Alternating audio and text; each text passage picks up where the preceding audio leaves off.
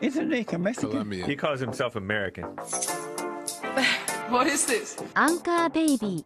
And in this corner, it's the American Anchor Baby. Daddy's home. That's an offensive term. People find that hurtful. You mean it's not politically correct? Excuse me. I'll use the word anchor baby. You know, he's an anchor baby in Canada. Tell him we still rolling with Trump, too. Anchor baby, the whole thing sounds horrific. You're just making it sound like immigrants are these horrific, greedy people. Ustedes pueden aceptar mi negocio o aceptar las consecuencias. Plata o plomo. So you would be considered white, in my opinion. You're the blackest one in this room, I think so. And what happened was his mama got pregnant on the other side of the border. And then a few hours before, just before it was time for him to pop out, she jumped across the border and let him fall on America's soil. So he became the anchor baby. They don't call him the anchor baby for nothing. Amazing. We like this anchor baby, right?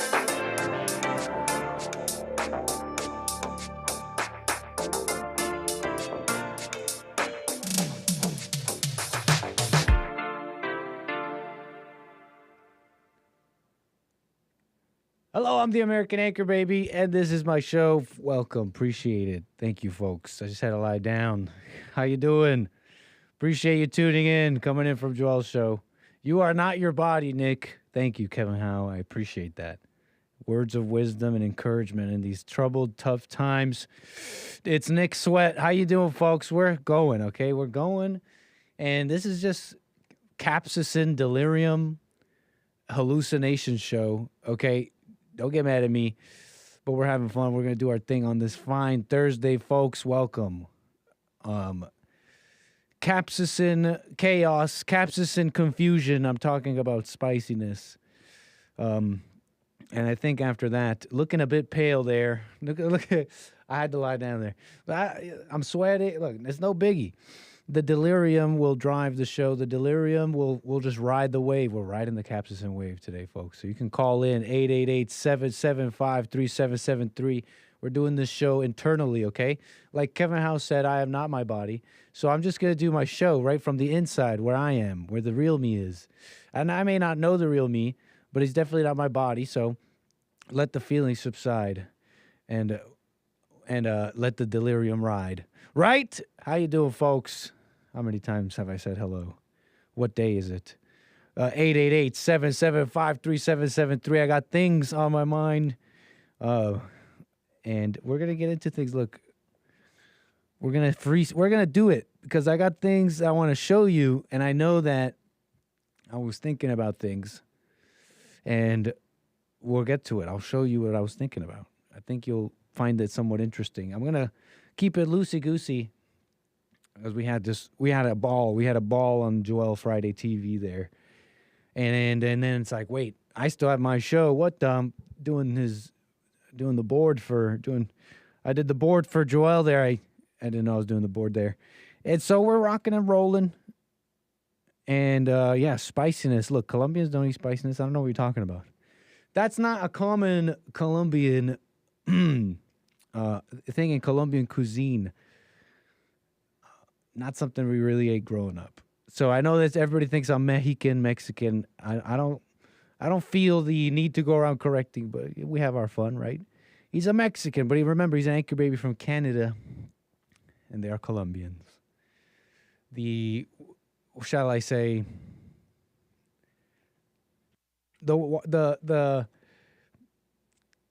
anyways, the people who speak Castellano, they speak all fancy. They're maybe a little lighter. They're maybe a little whiter. They're maybe a little less spicy.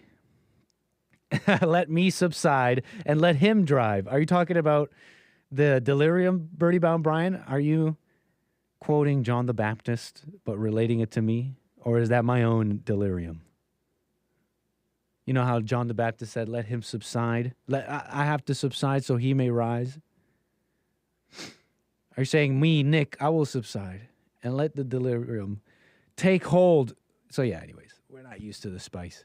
I eat spices. I eat spice fine, but this is some joke prank spice stuff. This is some like Korean YouTube prank stuff. And that's just how it goes. Okay? That's funny, Birdie Bob Brian. Let it ride. Look, what do I want to get into here? Let's see what y'all saying. Let's see here. I am on Rumble, rumble.com/AmericanAnchorBaby. I am on dlive.tv/Gorgonzola. How you doing? Being enlightened until I rise. Appreciate that. Right on. And that's pretty much it. They say some hallucinate on this capsicum. Yeah, rocking the Tar Baby though. People are commenting. You can get yourself a little Tar Baby merch action. You could do it. Go to rebuildingtheman.com/stores. It's not just shirts. You can get yourself some other Tar Baby branded materia and ephemera. But maybe not ephemera. You're not going to throw it away that quickly. You're going to wear it. It's a mug. You're going to use it. Amazing Tar Baby. A little update to the design so you can get yourselves a little Tar Baby action there if you want to. Okay, folks. Appreciate that. 888-775-3773. Now, let me try and remember how I was going to start off. I know I was talking about crazy a little bit yesterday. Crazy. And it's Thursday. And we're feeling like some of us are feeling like we're going to meet God. Some of us are feeling we're having a spiritual, religious experience, out-of-body experience. We're dissociating, some of us. I won't say who. We're dissociating. We're meeting God. And it's Thursday. So maybe this video, it's thematic. How should we watch this? Let's watch this. How should we watch this? Should we watch this with sound or no sound first? We'll watch this with no sound first. That's what we'll do. No sound. Watch this little clip here. Let me see if I can pull it up real quick. Now, what do you see here? Okay, wait. Hold on. I think this is how I want to do it. What's this look like to you? What senses are evoked in you when you see the following footage? She's waving her arms. They're waving their arms. There's waving. Ignore the caption. Don't read the caption. Just take in the video without sound. They're waving. They're playing the guitar. Their eyes are closed. What? Oh, matari samalupati Satan. Wait, what? Doesn't it feel? It feels a little scary. Don't you get a scary vibe? These are Christians, you judgmental people. These are just nice Christian girls. These are just nice little Christian ladies. This is Christian music. Why are you doing satanic chanting? That's a little unfair. A little unfair. Uncharitable, some might say. See? It's not satanic. Aw. See? It's not scary. It's satanic. Hooping and hollering. They look like they ate spicy noodles, too. Satan weaving and bobbing, just vibing. Okay, they may be a little vibing. They look like pagans yelling at Athena. Please, no sound. Too late. Too late. We'll wait for Nugget Man to catch up and cry. How many are crying? Anybody been to stuff like this? Girl worship. It's just the girlies worshiping, okay? And these are the friends that they always prayed for. Gracie, I don't know who these people are. It's not personal. It's never really about the people. The friends I always prayed for. There's just something about it. Worshiping Jesus with your besties. So special and needed. These girls keep me accountable to keeping Jesus at the center of my life. Nice. So they call you out when you're in your head and tripping and mad. It's like, hey, I thought you had Jesus. What are you mad about? Oh, they yelled at me. They said they're bringing that out of me. Okay, he's being mean to me. Wait, but Jesus said it's in you that defiles you, right? I'm reading between the lines, and they are just the biggest encouragement ever. Well, right on, ladies. We appreciate the Christian flavor, right? Even someone dipping their toes, even if it's whatever. It's There's something nice about it, right? But isn't that funny that this video muted? I don't know. I mean, is it uncharitable to go somebody, satanic chanting? That's not fair, right? Maybe I should put, okay, to be charitable, we'll be fair. We'll be fair here. Here. We'll see what fits. What fits better? What fits the video better?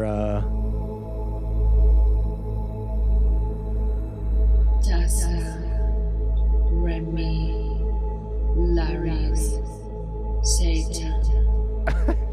Okay, that's not fair. We got to give him a Gregorian chant. How about female voices Gregorian chant? Maybe it'll fit just as well, and I'm just judgmental. Chad, Gregorian chant.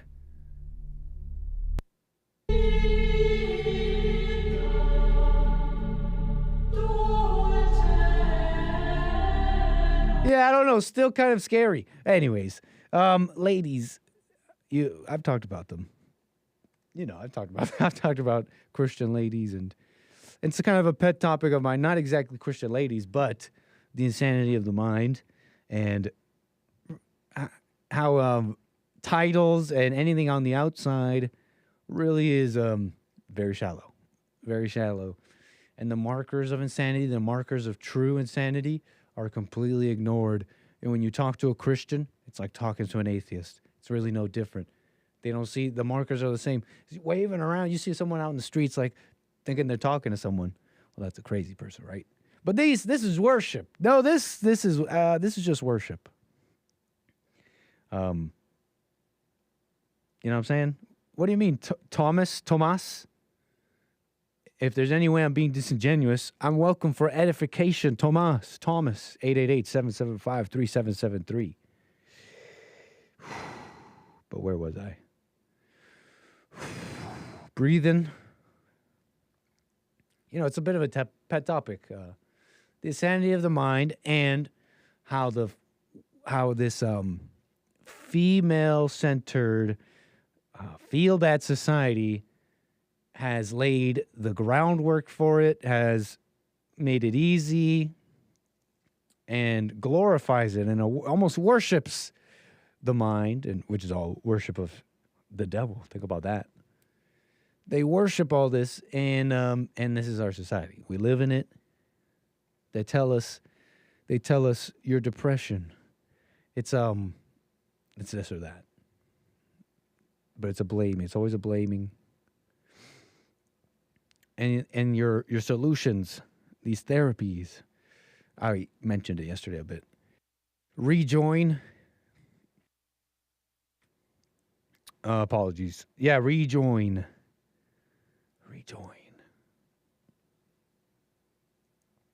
What's it called here? It's this app. It's like prescription. At least according to something I'm reading here. FDA clears first digital treatment. It's funny how the experts are scared. They're coming for the jobs. Hey, wait, this needs a little bit more research. As they sit, please don't take our jobs. Maybe these depression apps will even do a better job. Scary for the industry, I mean. The notion of actually helping depression in a real way. Not in a way that just keeps you in it. Whether on purpose or just by nature of the whole thinking behind what's wrong. By nature of it, you can't fix it because you're not identifying it, calling it what all these other things, right? Depression, and the treatments for it. You know, this Rejoin app is supposed to be alongside medical treatment, like drugs, antidepressants. It says here, CNN. Anyway, so you see it. It's a line. It's all there, and it all. The ladies like it. This is what I'm trying to say about that is they do well with this directed way of working on your life. How do I put this? They do well with this cookie cutter, like, step-by-step stuff. They're great listeners. They're great followers. It's in them, in a way. You see what I'm saying here? And they do well with this approach that society is female-minded. Anyways. Female-minded approach to life. Look, they don't really want to fix the problem, I noticed. Because if you notice, people, individuals themselves don't really want to fix the problem. They don't really want to deal with life. Like, they may not want to be depressed anymore. And it's not fair that a lot of people are being told that part of getting out of that is this endurance and repenting, admitting you're wrong. And so most people don't even know that. And then you avoid that pretty much your whole life. Rejoin. Thank you, FDA. The FDA, but yeah, what was I saying? I was saying that people don't really want to fix things. Here's a little funny thing. Who's behind the Rejoin app? So I'm saying, am I talking to a person? Am I talking to AI? What's going to be better? AI to deal with my problems, to listen to me? Or some person, a person who also has issues? I don't know. Thinking AI maybe. But is AI even real? What am I talking to? Am I talking to a machine, a digital brain, a language model, or am I just talking to Sanjay and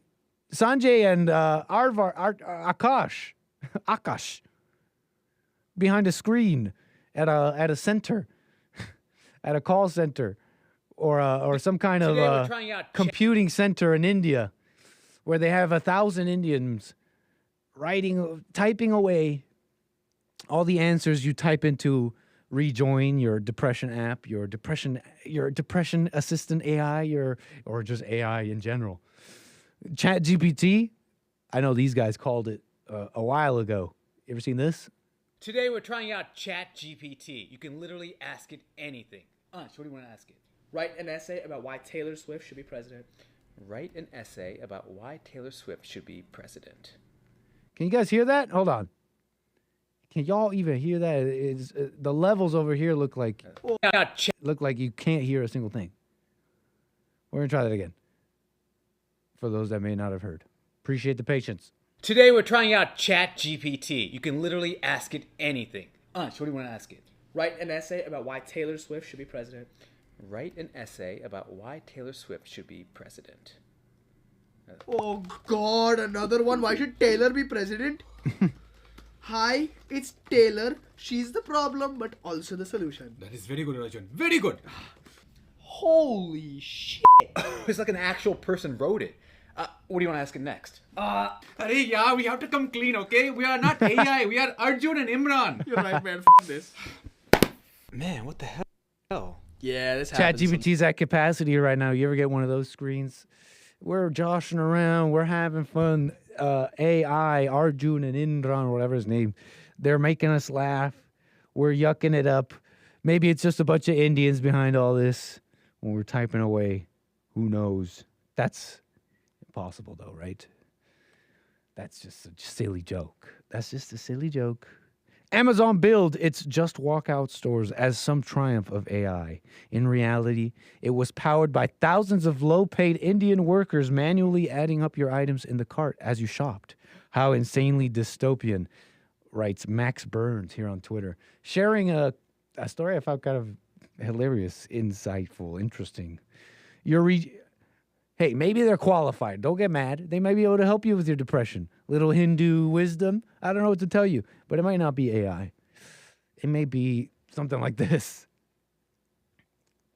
Amazon Fresh. So I guess Amazon, they had these Just Walkout stores. And I think I remember seeing them. You could pay with your palm. With the palm of your hand in some places. Amazon is phasing out its checkout-less grocery stores with Just Walkout technology. First reported by the Information Tuesday. The company's senior vice president of grocery stores says they're moving away from Just Walkout, which relied on cameras and sensors to track what people were leaving the store with. So, okay, that's right. I feel like I remember seeing something about that. shop, the cameras see you pick up what you're taking, you just walk out, and then you get charged. Just over half of Amazon Fresh. Hold on. Let me move this over here so I can see. Skim through this. We don't need to read all this. Okay. Here it is. The technology allows customers to skip checkout altogether by scanning a QR code when they enter the store. Though it seemed completely automated, Just Walk Out relied on more than 1,000 people in India watching and labeling videos to ensure accurate checkouts. The cashiers were simply moved off-site, and they watched you as you shopped. What could ever even guess the novelty? I'm trying to understand the business model. It must be cheaper too, huh? Outsource all those cashiers. Makes me think about another video I saw recently. Bunch of teens, and I actually mean just teens. There's no animus or language behind that. Look, calm down. These teens were fired from their fast food place that shut down because it cannot handle the minimum wage increase that just happened. $20 an hour. Flipping burgers, you gotta love it. Maybe you deserve it, but who's the government to say that, right? Why? What right do they have? Okay, and you're seeing your store shut down. Amazing. Look, Amazon Fresh, they got the AI. It's not AI. It's all a lie. It's just Hindus don't get depressed, I don't think, says Hillary. Is that true? Dystopian a little bit.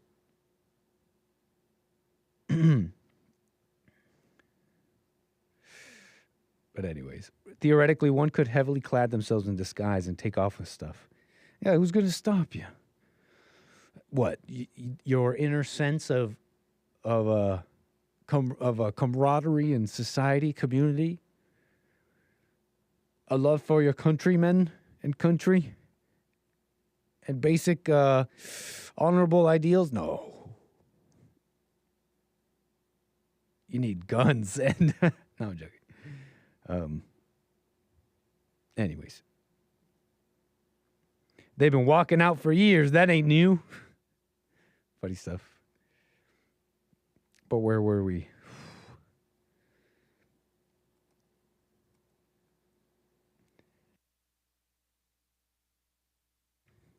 We're breathing through it. FDA clears. Okay, yeah, we're good with all that. So I'm showing you things. It's crazy. And I guess I wanted to lead to all this, I guess. DEI a little bit here. We talk about the planes. I fly them. We land. It's beautiful. It's great. We're going to do it tomorrow. You don't want to miss it. You want to be subscribed. Like this stream, in fact. So that you can be notified when we take off tomorrow. We're taking a plane. You don't want to miss it. Nick Street Fridays. Hit the bell. We're going off at around 4. They're saying DEI, though. It's getting scarier and scarier to fly. Boeing. I've told you about Boeing. It's a company. They make planes. But like a company, like many, they have projects. They have different projects and different... They're like little micro companies within the company. Buckets, if you will. Buckets of water. And there's been a poison drop in one of these buckets. The bucket for the 747 MAX project. They say they were hiring air traffic controllers and pilots. They're doing the diversity thing. They're not doing the merit thing, whether they're truly qualified. And that is, I think, even has already brought problems, is going to bring problems, etc. Because it's the wrong mentality. But with Boeing, it's even worse. It's like I just said, the mentality. It really is enough to poison the whole bucket. What I'm getting at is this really interesting article here, in a conversation with an insider, Christopher F. Rufo. You may know him. Christopher Rufo, he's been on Twitter. He does his thing, journalist. And he's writing here for City Journal on it with a conversation with an insider in Boeing. I want to see if I can skim through some of this. The loosey-goosey, appreciate the patience, but I feel like some of this is quite interesting. This poisoning of the bucket. where just a mentality by itself, a philosophy, a spirit, I don't know, can take down like a well-running company that flies people across the country, around the world. Adeptly, Boeing is or was a great company, the article reads. From its manufacturing plants in Seattle, produced the most reliable, efficient aircraft. But after merging with McDonnell Douglas and moving its headquarters to Chicago, then Virginia, the Boeing company has been adrift. One of Boeing's new 737 MAX aircrafts crashed in October of 2018. Then, a few months later, another. Recent months have seen embarrassing maintenance failures, including a door plug that flew off an Alaska Airlines plane in mid-flight. To help explain what went wrong, I've been speaking with a Boeing insider who has direct knowledge of the company's leadership decisions. He tells a story of elite dysfunction, financial abstraction, and a DEI bureaucracy that has poisoned the culture. Parallels here, folks. Parallels into families and the country, culture, mentalities. The people is what make a country. The people is what make a business. Okay? The people's hearts, minds can be rotten and will rot into foundations. You get it? Okay. DEI bureaucracy that has poisoned the culture, creating a sense of profound alienation between the people who occupy the executive suite and those who build the airplanes. Okay. Let's see if we can skip down a bit to the part that's interesting. Christopher Rufo talking to this insider. At its core, we have a marginalization of the people who build stuff, the people who really work on these planes, says the insider. In 2018, the first 737 MAX crash happened. That was an engineering failure. We built a single-point failure in a system that should have no single-point failures. You might remember this. Trump actually made some noise about this, about how a plane... That's just a mistake in a system like a plane, where redundancy would be kind of something you might want, right? One engine breaks down, you have another one. One system, you have like these I forget what they're called, these wirings. You have the way electricity goes through the plane. It's actually split up. So if there's a problem in some circuit that ruins that whole circuit, you could divert power from another one. Redundancy, you get it. So that was an engineering thing. The plane, at its creation, as a philosophy of, well, we'll just make it so that single point never fails. Well, it is. The second crash that followed, we cannot say this from a legal standpoint with the FAA, looked like pilot error, according to this insider. But in any case, a company cannot survive two crashes from a single aircraft type. Then CEO Dennis defended the company in front of Congress, defending the engineering. So they did some defending. The crashes happened. They're trying to work it out. They're dealing with the public backlash. They have HR. The insider goes on here. The headquarters in Arlington is empty. Nobody lives there. It's an empty executive suite. The CEO lives in New Hampshire. The insider describes how the people at the top don't really care about building airplanes. They don't really care about that. In this business, the workforce knows if you love the thing you are building or if it's just another set of assets to you. If they have lost the love of building airplanes, asks Rufo, what is the love, if any, they bring to the job? Status games rule every boardroom in the country, says this insider. The DEI narrative is a very real thing. And at Boeing, DEI got tied to the status game. It's the thing you embrace if you want to get ahead. It became a means to power. Interesting commentary on power, the nature of it, the goal of a company, and your role in it as a cog in the grand machine. It's in a sense this transfers of power. You play your part, and the combined power works to advance the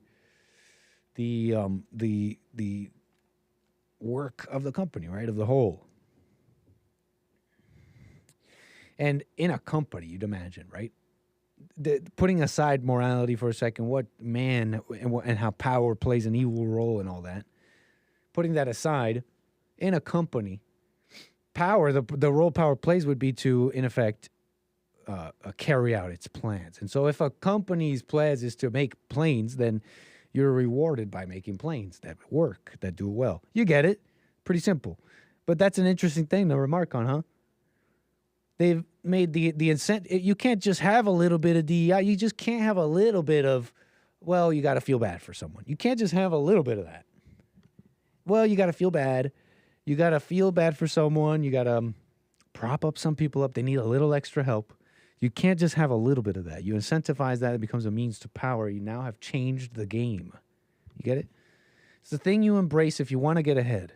DEI is the drop you put in the bucket and the whole bucket changes. It is anti-excellence because it is ill-defined. It became part of the culture, was tied to compensation. Every HR email is inclusion makes us better. It literally is not. And so the whole culture's changed. Boeing, I mean, the whole culture's changed. Boeing, around you. You know what I'm saying, Boeing? The culture's changed around you, Boeing. And if you cared about planes, you wouldn't go along with the culture. It's like kids. It's like raising kids. It's like you being an individual and all that. Oh, it's just so evil. The world is so evil. And my parents, they raised you so evil. The traumas are, I don't know, you think you have some mental health problem, and it's always a problem, right?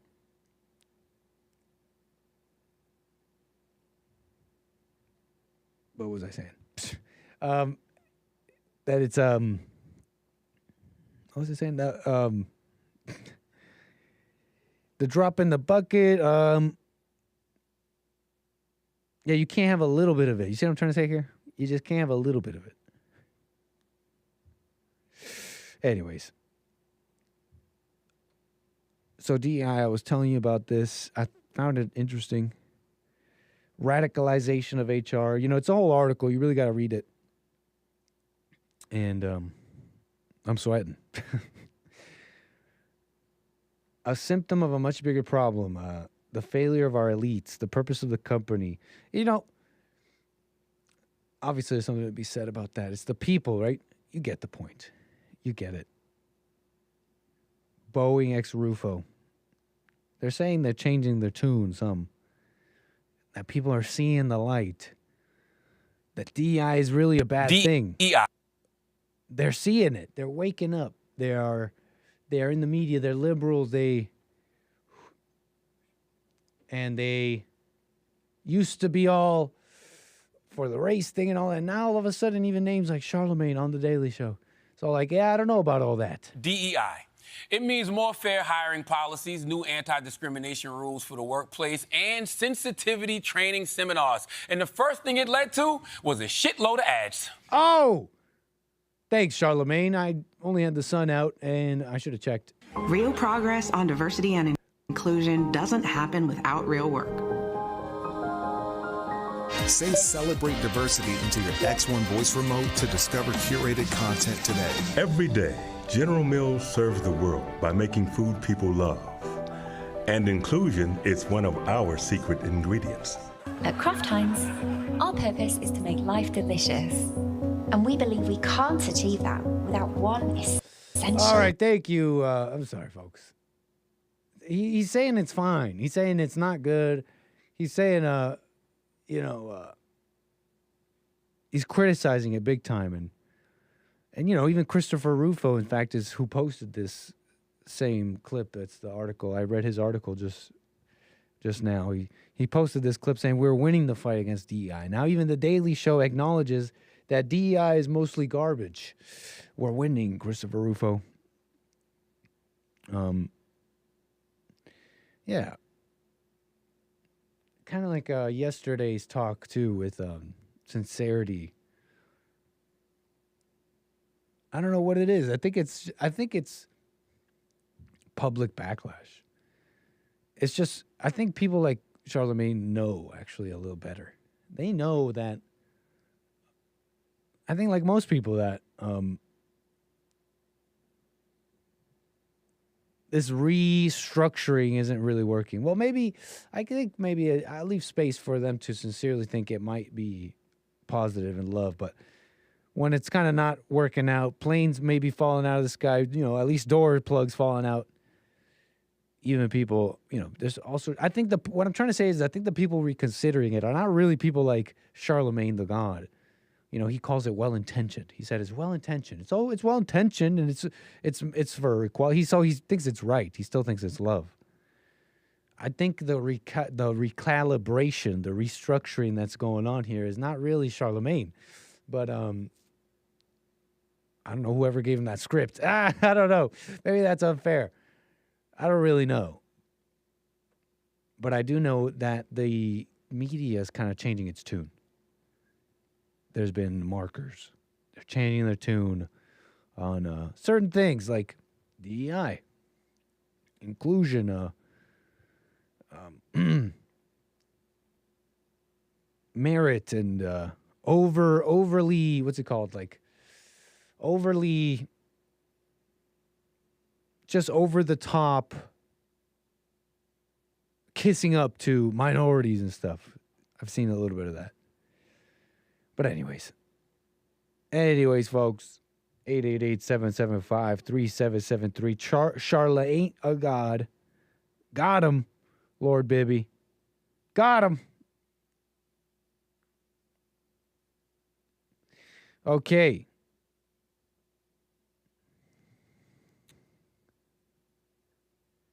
We're taking it easy. We are... there's this TikTok I ran across. And I want to go through it a bit. We'll see how we'll do this. We'll freestyle this, but I want to show you this guy. John Montaigne, I think he goes by John Montaigne, and he's telling the internet all of men's disgusting little secrets, he says. Do you want to know another disgusting secret about men? He starts off his videos. Oh, crap. Lois. I got to log in to TikTok. Do you need me to log in to TikTok to see this? Okay, I don't. Good. I want to show you this guy. He's talking about, he's revealing, like I said, the dirty secrets. He starts every video the same. Here's another dirty secret for men. Don't tell him I told you. And, he's got like a shtick. And I'm not giving him... Apologies. I'm not giving him any trouble for the shtick. Not at all. Okay? It's a shtick. He starts off every video hiking up his arm, showing off the tricep, thirst trapping a bit for the ladies. No disrespect on the hustle, sir. John Montaigne, Montaigne on TikTok. But okay, what struck me was, I saw 2 videos and saw them through, and I had some thoughts. How about we discuss it? I think you might find this interesting.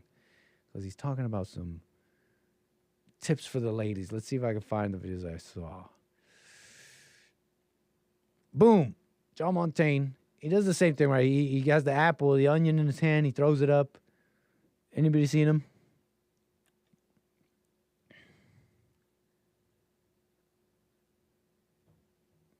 Dang, Nick. Okay, sorry. I'm just being distracted by chat. Okay, let's see if we can get into this here. Oh, you want to know another disgusting secret, he says? Absolutely disgusting secret about men that they definitely... Where is it? You want to know another... Here it is. Oh, you want to know another absolutely disgusting secret about men? Oh, you want to know another absolutely disgusting secret about men that they definitely do not want you to know? And as usual, this is an absolutely foolproof method, so please pay attention and do not tell anybody that I told you. Every single man would probably try to convince you at one point that they do not have a wandering eye. Let me just save you a lot of time. That is a lie. However, there are levels. There are levels to the wandering eye. Levels. For example, if a man is single... We're following wandering eye. Wandering eye, you're looking at other women. You're looking around. It's wandering. Sorry, honey. I'm sorry, honey. However, there are levels. There are levels to the wandering eye. For example, if a man is single, if he's in like a little situationship, something not... Oh, you want to know another... Why did it just... Folks, I don't know. This is TikTok. Oh, you want to know another... Fix your app. Did it just start? It just went somewhere else. Maybe it was me. So he's talking about wandering eyes. He's... Let's go. probably try to convince you at one point that they do not have a wandering eye. Let me just save you a lot of time. That is a lie. However, there are levels. There are levels to the wandering eye. For example, if a man is single, if he's in like a little situationship, something not serious, not committed, no labels, and he keeps his eyes moving around, that is fine. Now, if any man tries to convince you that when he is single in a little situationship, nothing serious era, he does not have a wandering eye, he is straight up lying. We all do. But I told you there are levels to this. And as soon as a label is introduced, like a serious label. So far, so good? Yeah, the levels are you in a situationship? How serious? So it's not just boyfriend. You got to get with it, okay? You know, it's not just like, okay, we're dating, and then you get married. No. It's like situationship. What category, okay? So you're in a situationship. He's like, nah, honey, I only got eyes for you. He's lying. Is what he's saying. He's not exactly wrong about that, right? Well, hold on. But I told you there are levels to this. And as soon as a label is introduced, like a serious label, boyfriend, girlfriend, you guys are officially in a relationship. The bad ones will eventually show you who they are. You shouldn't even be mad at them. You should honestly be thankful. Because if you've been talking or dating for under a year and he's already showing signs of the wandering eye, he's already looking, talking to other girls, you already feel insecure about it, imagine how you're going to feel 5 years from now. Let him do you the favor up front. Just find yourself the man who could have had a little wandering eye while he was single, and as soon as he met you and locked it down, gone. That's the one, ladies. Want to know another That's your criteria. That's how you know you got a good one. Is really kind of what we're gathering, right? That's the implication, the wandering eye. Hey, is he telling you that he doesn't have one? He's lying. And that's an interesting thing to say. It's, I think, generally true. I mean, what the heck is it? Can we even define wandering eye? There seems to almost be an accusation behind the phrase. Wandering eye. So what? You think it's literally wandering. What are you mad about me for? It's wandering. I'm wandering, and things are in my vision. What, do you get mad at me for that? You know what I'm saying? It seems there's like a bit of there's a bit of a assumption, an accusation in the wandering eye. But okay. I don't know. Maybe I've never been the type of person to go around like, I don't know if I know anyone. Let me put this. I don't know if I know any guy who's just like staring like, oh, damn. And just staring, you know. I don't really know anyone like that. Maybe a few, but it's definitely like between us kind of thing. It's never like right in their face and like in front of their woman. I don't know. It's sight. I don't know what to tell you. It's sight. So he's talking about the wandering eye, and you get it. He's telling you. He's telling you. Here's what gets me about this. It's in there. There's obvious kind of like I think someone put it in my chat. Who said, "What did Kevin House say? Dude, bro, 101, dude." It's like, dude, have you ever even like talked to a girl, bro? Okay. Maybe a little 101 action there, but hey, some people need the 101. Some people need the basics. Some people need the most simple, and so that's appreciated, right? My thing about it though is it feels like it's gatekeeping. And here's what it is. He's gatekeeping the ladies. He's gatekeeping in that the whole thing is like, oh, I care about women, but it's not really. It's not really. I don't know anyone who really cares about women or cares about their woman. Right? You know what I mean? I think some are working on it and they're really discovering it. But I don't really know anyone that cares. And there's all these things that we do that we think is caring. I know it got brought up on Joel's show, and I was messing around. I was feeling really hyped from the spice, but I didn't feel really that strongly about it. It's not. I'm trying to bring it back up, but look, Olga. He was talking to that girl, and you know about. I'm just trying to say that you're gatekeeping if you don't really want to get to the bedrock. Hey, you the fact that you even want these feelings and this non-wandering eye, so that you may be number one. Let's start there. You get it. Okay, let me play a little bit more and then really finish this up. I think there was another one. Oh, you want to know another absolutely disgusting? Because he's not even telling you the real disgusting secrets about men. That's another thing that gets me. He's not really telling you, ladies, the real disgusting secrets about men. This is actually, he's kind of thirst trapping and gatekeeping. He's like, ladies, you don't want that guy. You want someone like me. You know what I'm saying? Don't get me wrong. There's like some 101 in there that some people might appreciate. But you get me. Look, let's watch this other one I think I saw, and then I'll finish this up. We got calls, 888-775-3773. Appreciate the patience. You might find this interesting. Is it this one? Secret about men that they definitely do not want you to know. And as usual, this is an absolutely foolproof method, so please pay attention. I don't think it's this one. Do not tell anybody I told you. Also, this is not an April Fool's. There's a huge mystery that you probably feel every time that you're texting with a guy that you like. Because you obviously know what you're thinking in your head every time you're reading a message on your phone. But in your head, you're probably wondering, what does he mean by all the things that he's actually saying to me? So here's the secret. I'm going to show you what it looks like when a guy is texting with a woman that he likes. Okay, first, we have our phone. We see that you've texted. We do like a couple jumps up like that. We're like, oh my God, oh my God. We try to keep calm. We then start typing very quickly. We're like, oh my God, oh my God. You may not do that, but don't lie. Don't lie. You do that on the inside. Okay?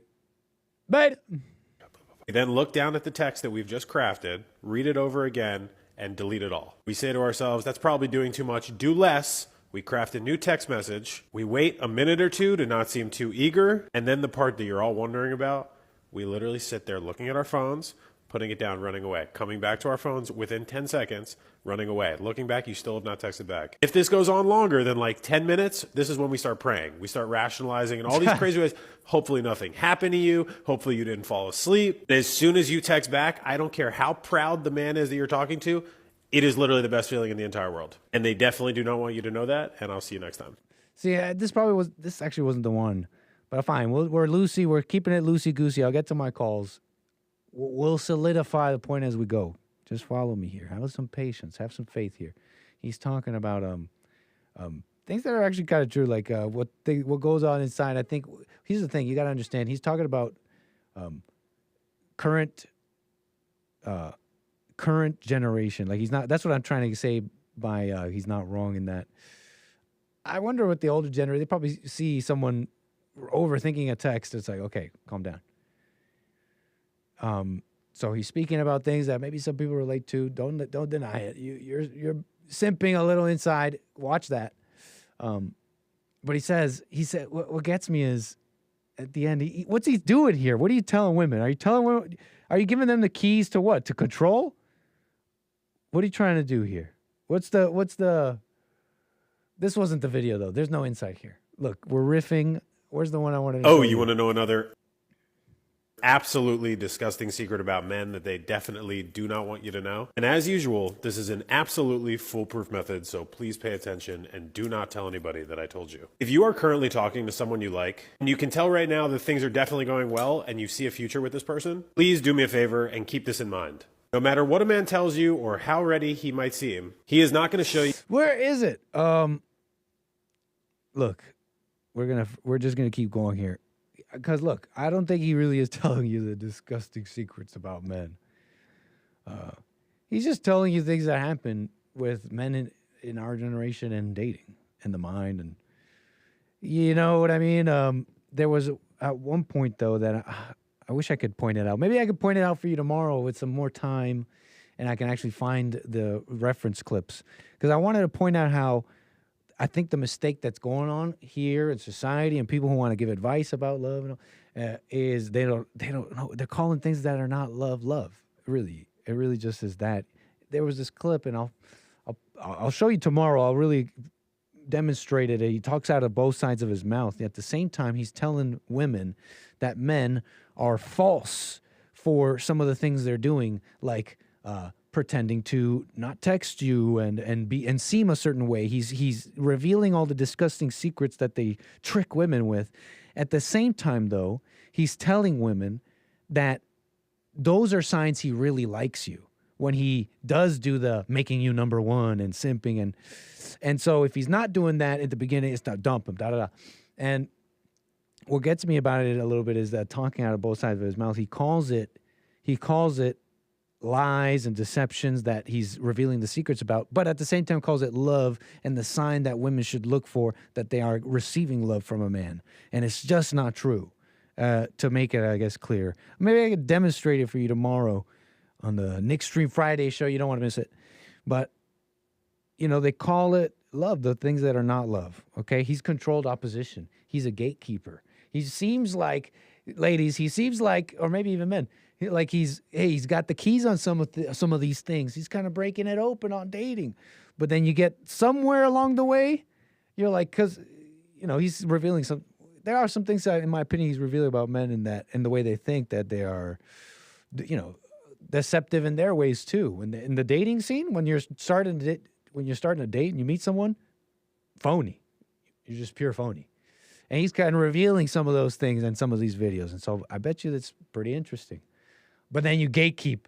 You don't actually tell her, and you don't actually tell her the true disgusting secret. That even guys who after let's say like how he describes, oh, no, the guy who actually texts you all the time, he's the one that loves you. He's the one that's actually into you. He won't tell you the disgusting secret that that guy actually wants something from you too. And that disgusting secret that, and it's not always sex, right? Like it's just wanting anything from someone. This companionship, love, he wants something from you. And he's also not telling you the disgusting secret about yourself that you want something from him. And there's no, even you wanting him to want, you hear this from the women. I want you to want to give flowers. That's just another thing you want. That's just another thing you want. You want me to want. That's another thing you want. What if I just want you to know? What if I just want you to know? And know that I'm dealing with my own stuff. And I may make, and I'm learning and growing. And it's not always personal. It's not always at you. And have some grace. I know you're the woman and you're following and you're just following in the men's footsteps, but if you can say that much about yourself, you have enough self-awareness to at least start working on yourself, even if every single man in the world is evil. So, ladies, what this disgusting secret is he's not telling you is that, have you noticed that every relationship is the same? All your boyfriends are the same.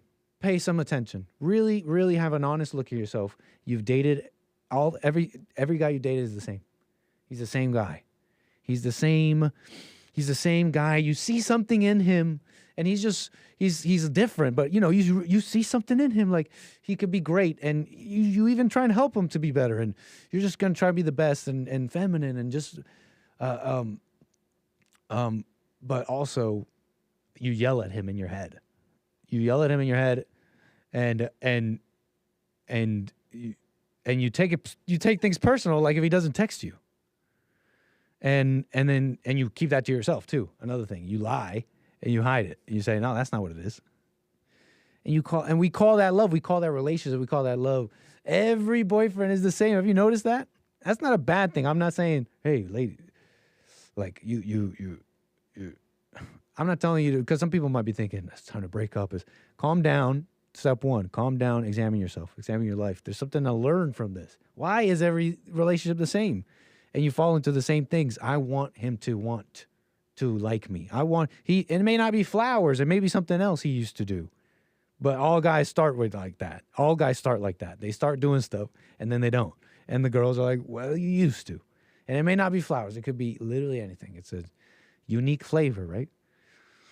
And so in that you can get lost. I'm not giving her flowers, so I'm not simping, but she still wants you to do that thing. I don't know what it is. It's all internal. It's crazy because it's all feelings. And so the thing she wants you to keep doing is that feeling. And it's really, you can't pin it down. You can't pin it down. It's feelings, it's thoughts, it's insane.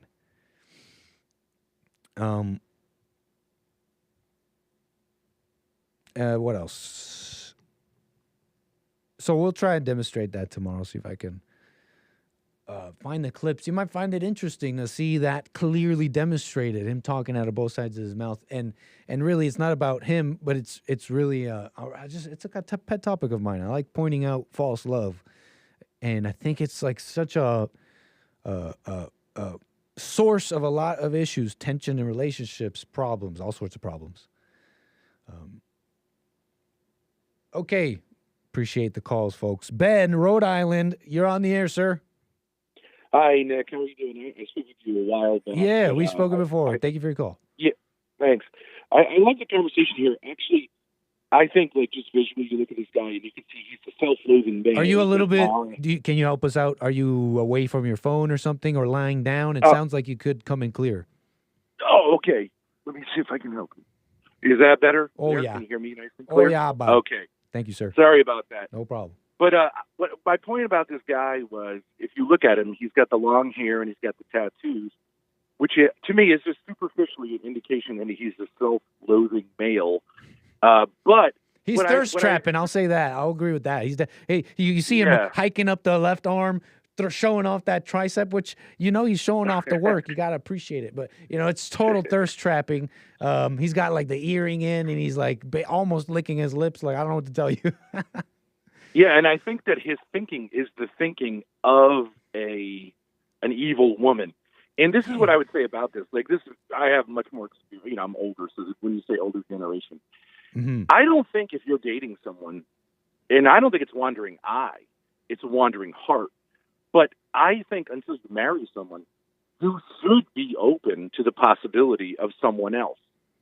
I've heard so many women and also sons of these relationships say, just stay close to your phone, Ben, and just in case you're moving around or something, just a heads up. I think we can hear it. Yeah, I'm following you. You're saying in the case of wandering, you're saying, did you say it's you think it's a positive thing if couples are open to other people? Yeah, I think during the time, like the traditional term for it is the time of courtship. Okay. And courtship ends in marriage. But until you're married, you should be open to a better situation. It's not a woman who tries to lock you down in a relationship before marriage is doing something wrong, and she usually does it with sex. And I don't think that's a disgusting fact about men. I think a man who gets locked into a woman but doesn't marry her is putting himself in a state of slavery, and he absolutely should continue being open to other, possibilities. A man who cheats on his girlfriend isn't really cheating. He's just taking a better offer. And a lot of men do it in a childish way. He can just text her and say, like, I'm no longer interested. And what counts as cheating here? Woman. When you're saying cheating in this scenario, you're talking about a man who cheats on his girlfriend isn't really cheating. What's cheating here? He has no obligation to her. He has no obligation. And what's cheating here? What counts as cheating here in this case? Usually it would mean that she finds that he's been with another woman in some way. Usually it's sexually, but it can just be, talking with another woman. Or looking at another woman in this case, which is ridiculous. But may I jump in real quick, Ben? What do you think about this? What if there was no sex out of wedlock? Wouldn't that make what you're saying a little easier?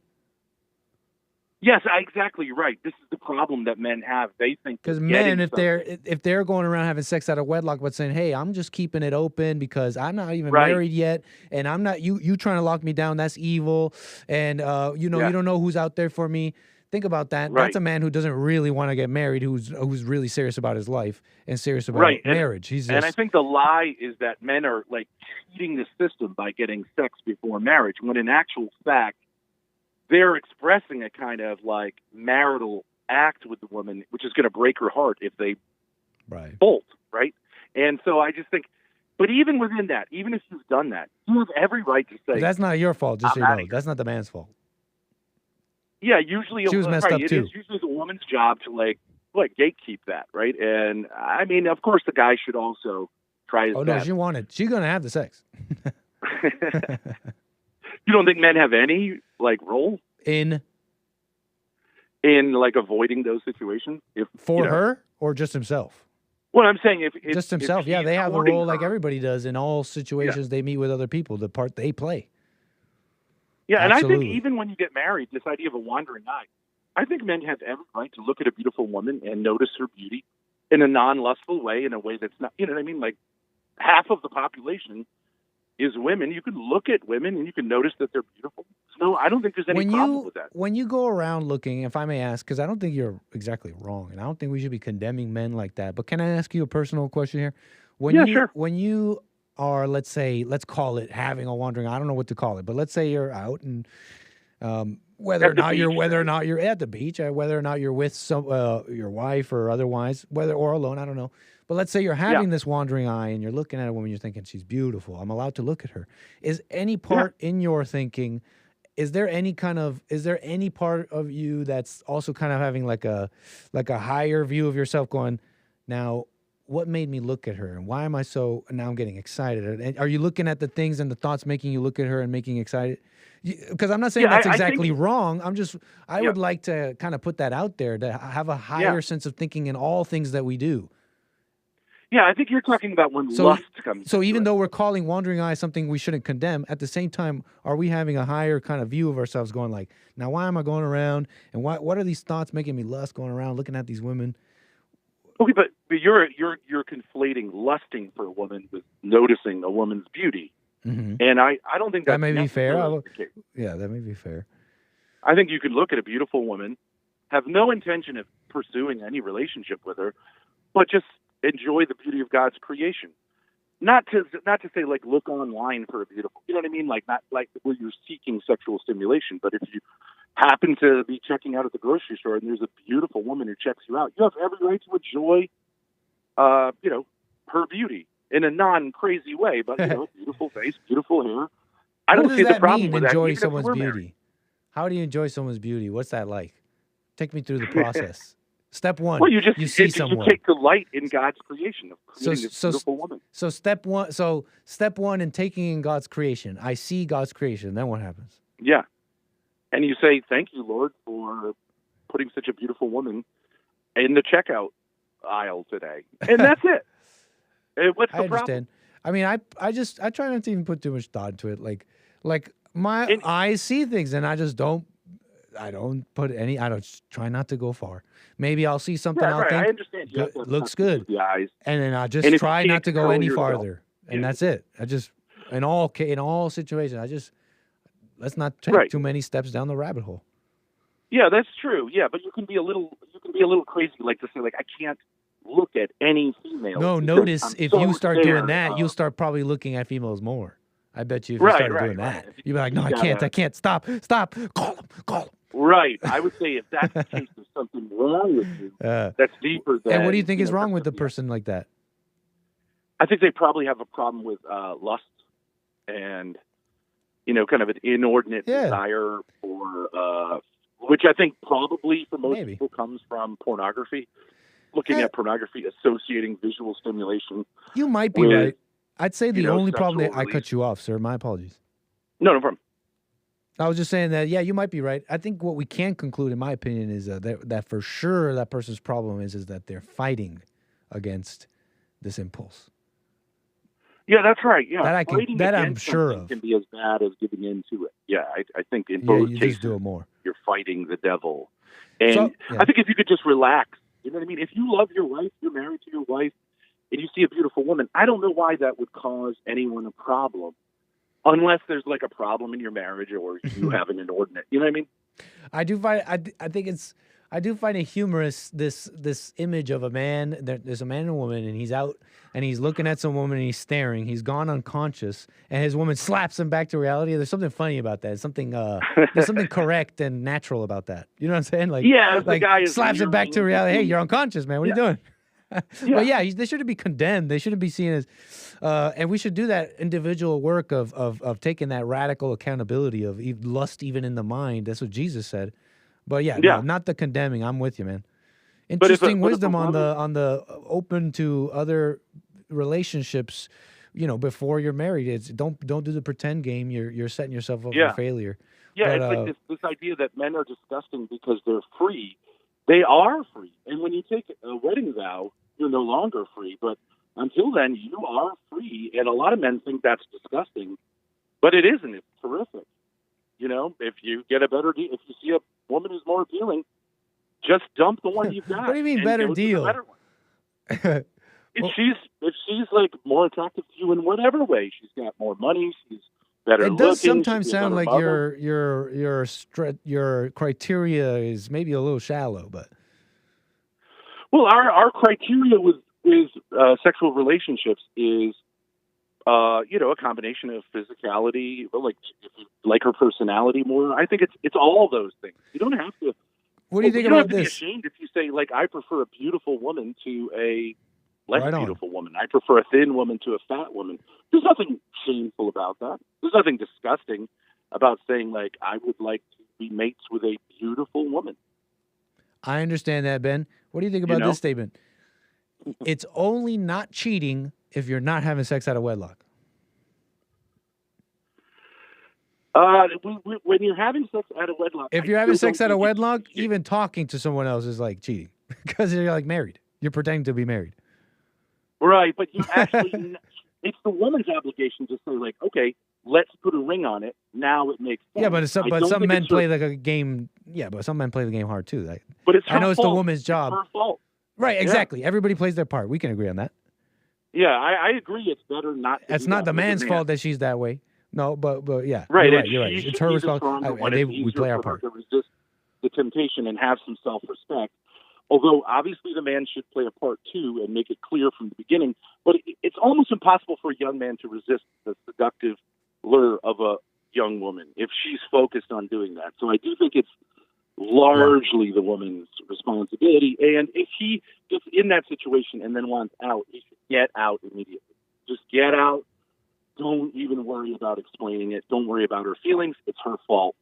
And, I think men are a lot. I think that this guy in the TikTok says that's disgusting. I don't think that's disgusting. I think that's being a man. I also think he's lying, saying that if he really likes you, he'll lock it down. He'll only have eyes for you. Yeah, and also I think there's a kind of implicit idea that relationships are like religions, that she's going to own you, and that she, you know what I mean? Like, this is all unhealthy. You only owe your allegiance to God. Come back to your vote. And a woman can be a companion. That's it. This romantic idea that the two of us are going to make this perfect religion is sick, and most women do it, and most men fall for it too. Super unhealthy. We gotta have our own. We gotta have our own world. And you need other men to kind of say, like, "Oh, dump her, maybe dump her." Who cares? You know what's funny is actually this guy actually said something like that about having your own world. But yeah, right on, sir. Ben, appreciate your call. Anything else you want to say before we move the wheels here, sir? No, just thanks a lot for talking. Anytime, call me again. Appreciate it. 888-775-3773. I'm feeling better. I'm feeling like I'm just coming out of a trip. A hallucinogenic trip. I was breathing funny. There was stuff coming out of my nose, and I didn't know what was going on with me. Anyways, disgusting little secrets. Another disgusting little secret about men. Why are you getting so giddy talking about disgusting secrets of men?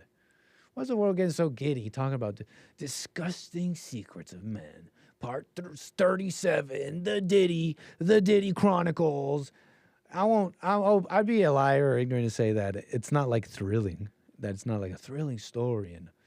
And personally, if you're talking to me, if you're talking to the anchor baby, I'm getting a kick. I'm getting a kick, evil thrill, probably a kick out of watching 50 Cent. 50 Cent all excited. Hey, 50 Cent, don't get too excited, man. You gotta, before you say something you regret, you gotta be calm in all situations. But hey, he's going off on this stuff, and he's just a funny individual. That's really what I'm really commenting on, not really what he's talking about. So I'd be a liar, an ignorant person, if I didn't say it was thrilling to the world, right? But Diddy is in the news. You know about it a little bit. I don't really know the deets, but I came across a video here. Floyd Mayweather talking about this, posted by censored men on Twitter. Censored men on Twitter. Now, I didn't see this thing with Floyd Mayweather. I only saw this video. Censored Men post this, says, of course, genocide lover Mayweather rushes to defend Diddy. Mistakes happen. We'll watch the video here, but I guess from this you can gather that Censored Men doesn't like that he's a genocide lover. I have to assume he's talking about Gaza. He's talking about the Palestinians.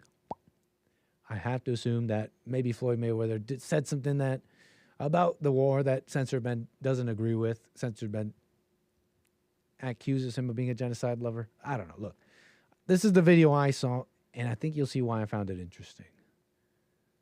He's talking about Diddy. Let us watch Floyd Mayweather. Is he still undefeated, even with this take? Let's watch. Even like P. Diddy. I'm not going to speak bad about P. Diddy because he's still a black man. I mean, what's up with this editing they did? Like the and then this picture they put. Horrible. Even like P. Diddy. I'm not going to speak bad about P. Diddy because he's still a black man. I mean, mistakes happen, and I can't say if it is or it's not a mistake, but things happen in life. And P. Diddy business is P. Diddy business. It's not my job or anyone else's job to go on the internet and stump him and kick a man while he's down. My take on it is, it's not my business. I don't think it's right at all. And I don't condone it. Even if that happened to my daughter, I would be hurt. But that's a choice that my daughter made. Even like P. Diddy. What? Isn't that interesting? Now, here, check this out. Hold up, censored men. We must be calm in all situations. The truth is the truth, no matter what. North is north. Words you use come out of this mind, and your mind, in an excited state, could be spewing out things that are just not true. You wrote, genocide lover. Now, I just don't know. We're just going to ignore that. I don't know about that. I don't know about the comments. Mayweather rushes to defend Diddy. Wait a second, censored men. Did you see the video that you even posted? We must be calm in all situations, because it's quite clear he's not defending Diddy. He's not defending him. He's saying he's a black man and we should have, I don't know what that means, Floyd Mayweather. Okay, he cares about the black thing. Pretty lame.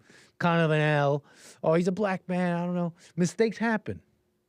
I don't know. Some things, you can stretch the meaning of mistake a little bit in some cases, I guess. You know, I mean, some of these accusations, Floyd Mayweather, I don't know. I mean, mistake is an interesting word, but look.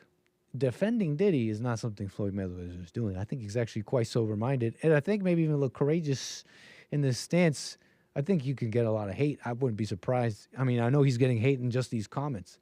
He's saying what P. Diddy business is P. Diddy's business, and anyone involved in all that, that's their business. And I get it. It's public, and people commenting. It's in the news. You got to understand some of that. But can we have some internal checks, some internal self-correction, and I don't know, they call it the Holy Spirit. It teaches all things.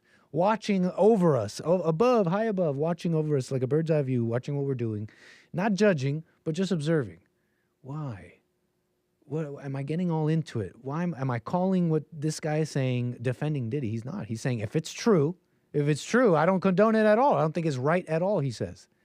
But check this out. The space he left for this last part was what gets me for real. I don't think it's right at all. And I don't condone it.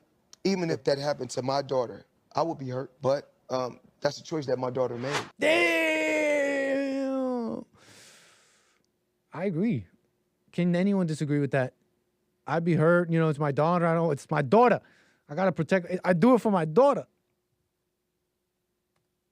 But that being said, she's an adult. And she got herself in some some problems. Yeah, trafficking. It's just a mistake. Whoopsies.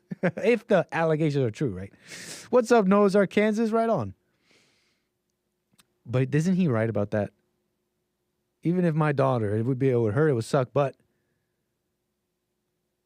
she would be partly responsible too. They are willing participants in all this. So before you go around having this wandering judgmental eye about, you know, what's going on in like Diddy, the news you see, let's please in all things, a bird's eye dissociative, or maybe not dissociative, but out of body look at ourselves where we can maybe just observe a little bit of space. Trafficking is mostly baloney, says Ben Thorpe in my chat. You know what, chat? Don't be so quick to judge that. Think about that. Even that whole notion of trafficking. When I hear allegations of sex trafficking, folks, obviously, like, and a lawyer can correct me where I'm wrong here, but if I'm wrong about this, it sounds to me like maybe the law needs to be changed because it sounds like the law is wrong. When I hear sex trafficking, then obviously the next scene, let's say I'm filming a movie and I'm about to show people what sex trafficking is. The next scene should be like women at gunpoint, like crying, like, please, no, don't hurt me. Like, do it now. Do what I'm telling you to do, that nasty thing. And then some of these sex trafficking allegations, you'll see these women standing at the red carpet with Diddy, just standing next to him, smiling. I'm being sex trafficked. Take a picture, paparazzi. And then they're like, oh, I'm scared. I was scared to leave him. I just didn't know what he was going to do. Take a picture. I'm being sex trafficked. Smile. It's crazy. It's like, can someone explain the crime to me a little bit?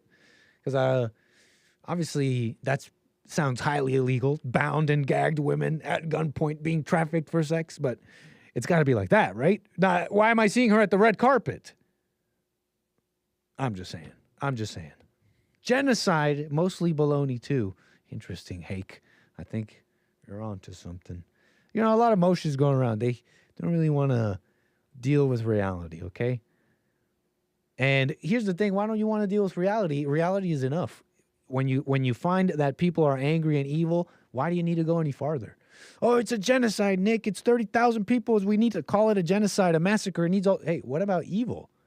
It's, you got to defend yourself. You know my stance. I personally think I would have reacted like I'm with Trump on this. Israel should have, they should. I would have done the same thing October 7th. But now you got to end it. You can't do that. I'm with Trump. Was what he's saying. I know you got to end it now, though. I know Hamas is under there, but you can't do that. And so I'm with Trump on this one. But where was I? Even that word, genocide. Think about that. Why do we need to go there? Now you're going to make it harder for good, decent people in the future to act. You don't need to go there. Evil is plenty. You're calling it evil. That's plenty right there.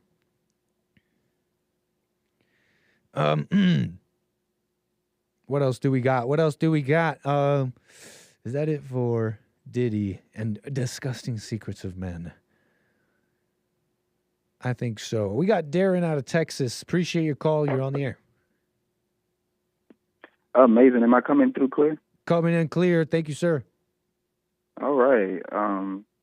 Yeah, I just wanted to I wanted to ask about the biblical question, but before I get on that, because you made some really good points about Diddy and the situation with Diddy, I wanted to kind of add to that. Thank you, man. Go ahead.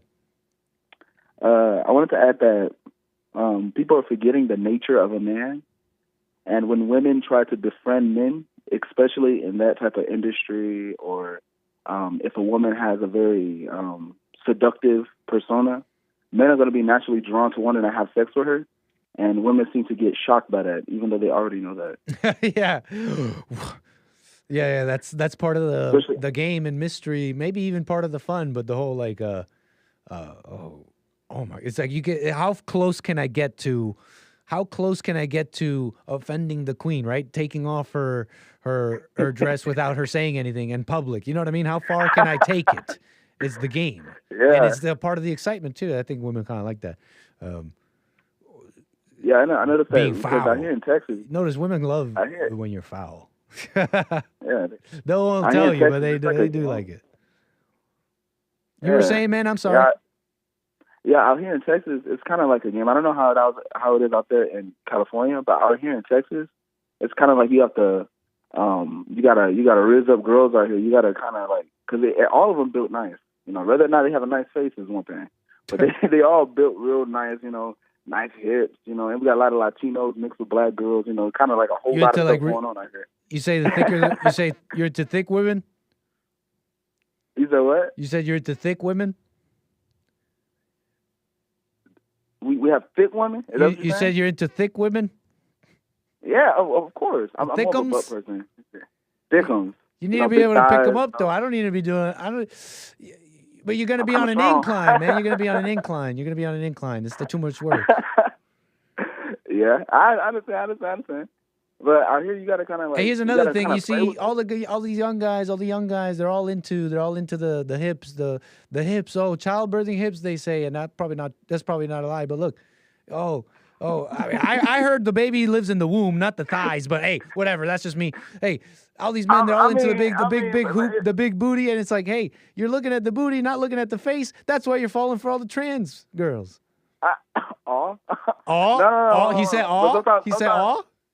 Sometimes they don't have a nice I'm face. stealing that from And Charleston sometimes you're not White. really into them. So you gotta kind of like turn them around, you know, because you want them to feel good, but you don't want them to know that you're not really into them. You gotta kind of like, let me go ahead and do some back shots, you know? Hey, stop. No. You can't go there, man. The sun is Oh, I'm out. sorry. Let's keep it clean, folks. Come on. Okay. That's All what right, I'm go talking ahead. Go ahead. Do your thing, man. So- Come on. So what I noticed is that women can't change men.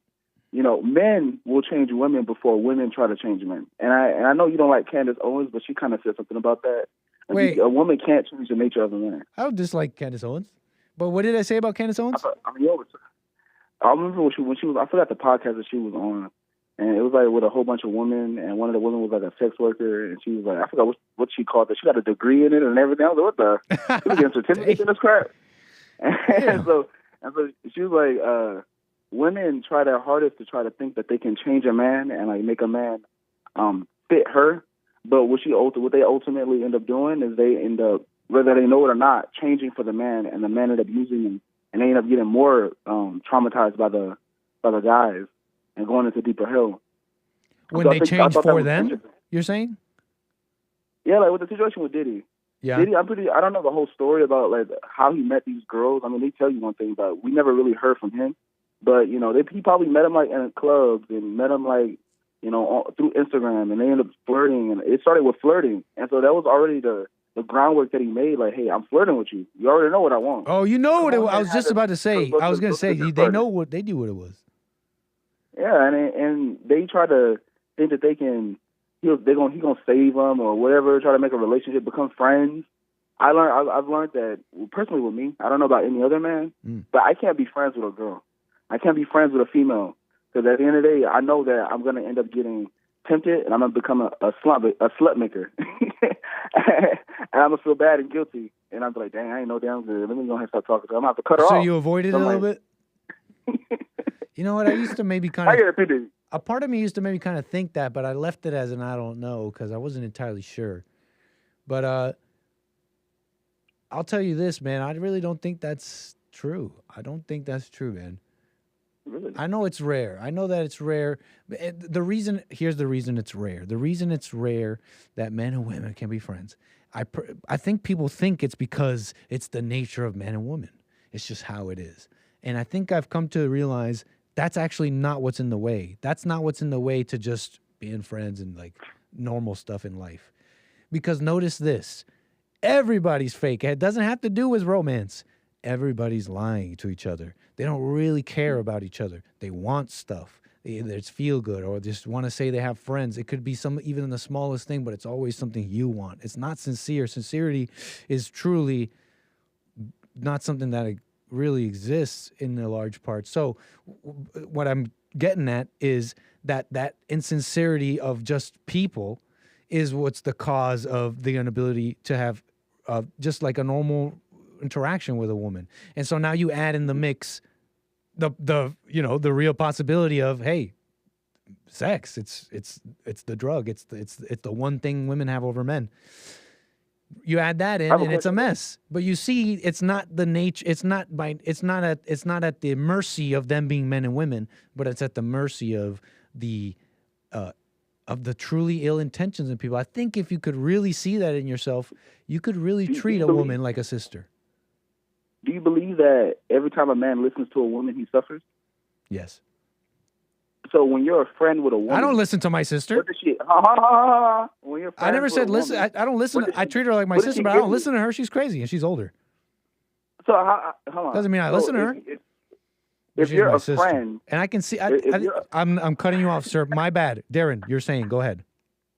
If you're a friend with a woman, what does she provide for you besides her trying to tell you to do something that a friend would do? Why is a friend? I didn't know that friendships were only people who provide something for you. I mean, I didn't know that's what a friendship was. Is that what friendship is to you? What you get out of someone? Friendship.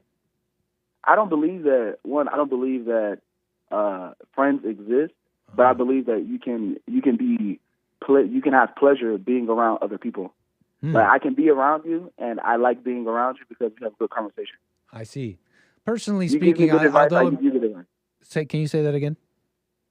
You give me good advice, I give you good advice. I Good understand. conversation. I don't really see friendship like that, and maybe it's a little bit of an ideal, and we can agree that it may be rare in the world. But I still see the word friendship as something like this. It's not really wanting something out of someone, but someone you can appreciate and not want something out of them. And I think you can even do that with a woman. I mean, I have sisters, and I've had the same relationship with women who are not my sisters, and they're just like sisters. I don't know what to tell you. I really don't want anything out of them. And you listen to them? No, that doesn't mean I listen to them. I don't listen to my sister. Like I said, she's crazy. So what do She's you my guys sister, do but as she's friends? crazy. I don't listen to her. That's different. And What I don't do you want guys do anything as from my friends? sister. And I Different. really think we could do that. And I think what's in the way is just our desires and our own fakeness, just being real. But say what you just said. I missed it. I said when I think of a friend with a guy, I think of us, talking, we sitting down, smoking, we drinking, we're laughing, talking about stuff. And when I think of a woman, I can't do the same thing with a woman because I know that if I were to try to treat a woman like a man, I will end up deceiving myself and falling into temptation and having sex with her. Why you know that though? Because I've tried it. Are you doing that right now? You know what? Are you doing that right now? I ain't gonna tell Is my that business happening on to him. you right now? I ain't gonna tell my business on him. But is that happening? what I No, can is say- that happening to you right now while you're talking to me? Is there some woman next to you and you just can't help yourself right now? I don't know. I wouldn't be. I'm sorry. So in No, this very ain't no woman, moment, man. I live by myself. in this very moment, you're not. No. So then how do you know? You said you know for a fact that's how it's gonna be with a woman in the future. Well, because I've looked at the history and the history that I've had with female friends, and even some females that I consider friends right now, I've had sex with them. So the And- past is real. Dang, we got a past. what? That's so the past is real to you. That I can't. Look, no, hold on. Let me say this a different way. I can't see you think the myself past is becoming real and has any comfortable around a has woman. any bearing on what's happening tomorrow? You think the past is real and you think that has any bearing on what's going to happen tomorrow? So then you'll never be free. You're right. You will always interact with women that way because you've condemned yourself. So what am I supposed to do? Just not do that. How about just don't do that and Like, see what what happens am I- next? How about not just do not what? do that and see what happens next time you talk to a girl? Give me can you give me an example of what I should do Sure. the next time I see a girl and I Hey, what's when up? I first Hey, see a girl- hey, we work together. How you doing? Hey, have a nice day. Good morning. As I see you most days at work, cool. And then you go and you're doing your work and you're like, damn, she's looking good.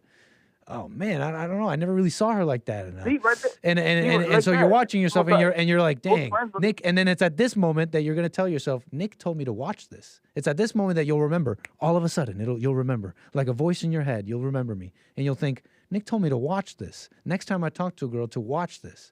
And look, I'm watching myself, and it's like the second I talk to a girl, she's looking halfway good. She's showing a little bit of ankle bone. Right away, my thoughts are going off. Maybe you could start learning something about yourself.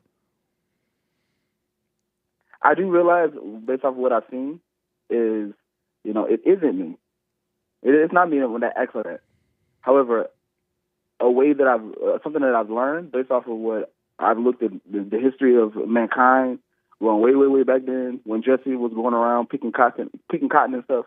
Men were not friends with women. Women had their own thing going on. They were doing their own thing, cooking and cleaning. They had meetings together and all that stuff. Yeah. And even in the days of Jesus, men were doing their own thing. They was out there talking, drinking some wine. Women was out there making food, cleaning stuff. Men and women were not together. And what I've learned I think you're is right, that the man. reason- No, I think you're absolutely correct. And there's something about that. And personally speaking, look, you even admitted it.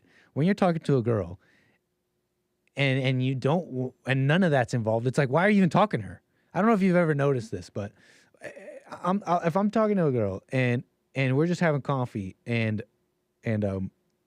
there's no possibility of that, like that's not even in the cards, and I especially don't have any reason to be talking. You know what I mean? Like we don't work together. Like, not that you need a reason to be talking. Like, that she's a person, right? You can talk. But look, what I'm trying to get at is that let's say a friend of mine, a coworker of mine, is like, hey, let's go have coffee, and I know there's no reason to that. It's just, I don't know, friends having coffee. I'll be like, what? I barely want to do that with my guy friends. Like, What the heck do you want to do that for? I barely want to see anybody. I don't know what you think we're going to talk about. Let's talk about our lives. It's like, please. We'll talk about nails. It's like having coffee with Joel. You think I want to go? You know what I'm saying? I love Joel, but I don't want to go have coffee with Joel.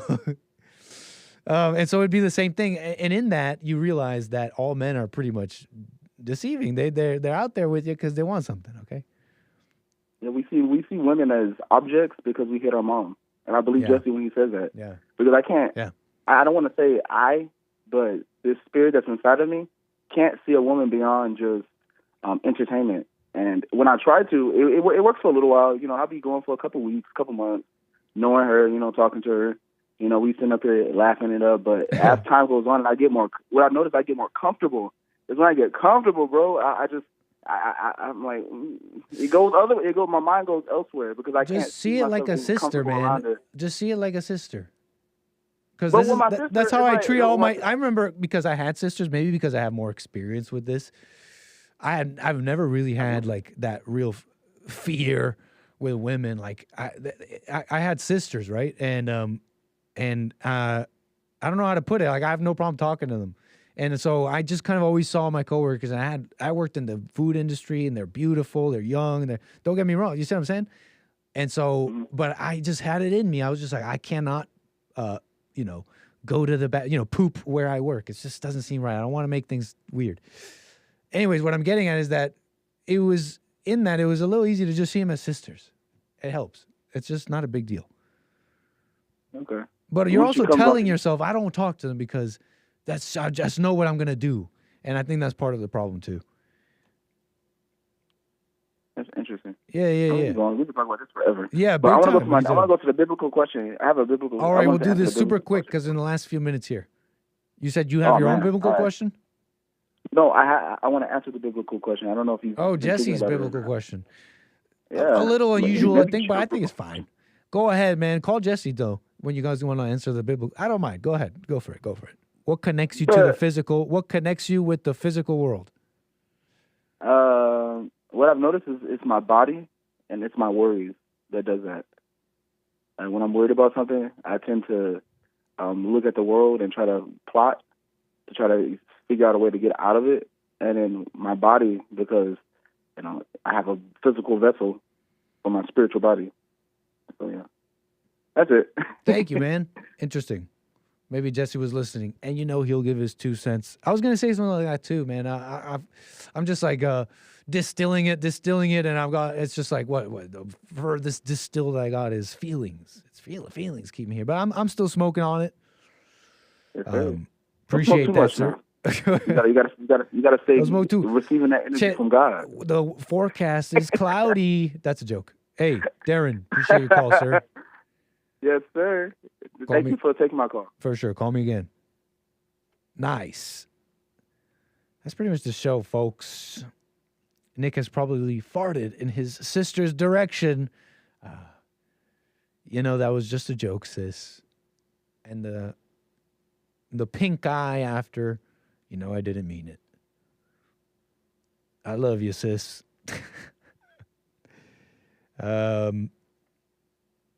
Yeah. That's the show, folks. That's the show.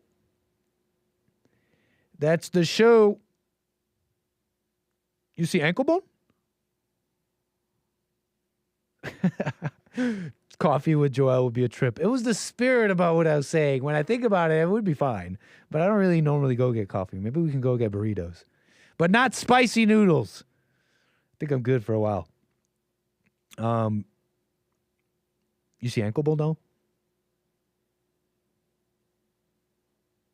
You guys know I'm on the listen line, 1-641-793-1500. Thank you for the super chat, Hake. The reminder to the folks, Joel and I are on the listen line. If you call the listen line, you can listen to the show on the listen line. Isn't that amazing?